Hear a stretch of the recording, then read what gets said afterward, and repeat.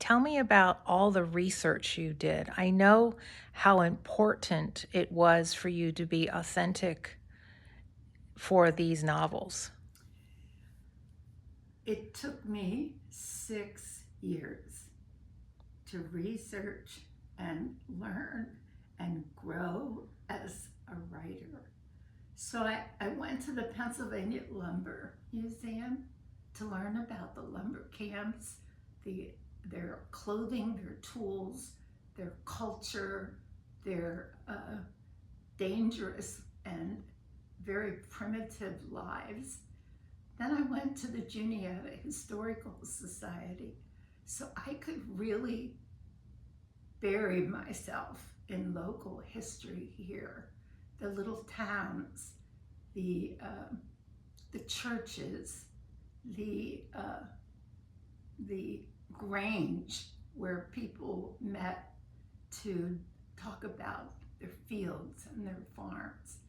And then also, I went to the Johns Hopkins Mason, Chesney Mason uh, archives in Baltimore.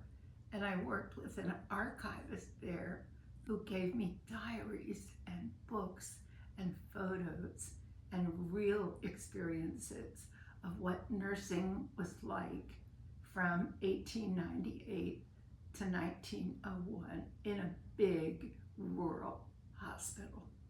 What was the most surprising thing you learned about the education that these nurses learned in the first class at Johns Hopkins? I was so struck by the fact that their moral character was paramount, that students were chosen because they had a high moral character. I was really surprised by that, and I was surprised by the fact that at Johns Hopkins Training School for Nurses that they were as progressive as they were, but don't get me wrong, they had intense physical labor and they dealt with immigrants and what they termed colored people at the time, poor people, people from the streets, and also the smells and the fact that, of course, they didn't have air conditioning. So they worked in the sweltering wards in Baltimore summers. How did that work compare to the lumber factories and the lumber yards that you described in such detail, such fascinating detail in your book about how dangerous these lumber yards were for the workers, for the families, and how Rebecca navigated that world? Yes, in book 2, The Trees Endure, Rebecca travels as a nurse into these mountainous log camps and took care of the wood hicks, as they were called at the time. Imagine that.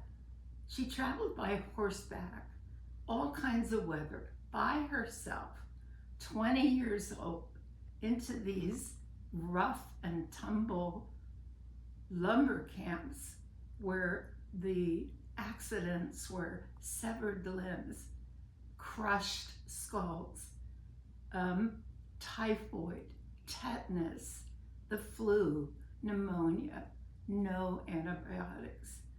And she navigated this culture where, again, many of the workers were immigrants, many were farmers that were trying to supplement their income, but it was a very dangerous occupation, the sixth most dangerous occupation at the time. And they dealt with fleas. They had flea infestations in the primitive cabins.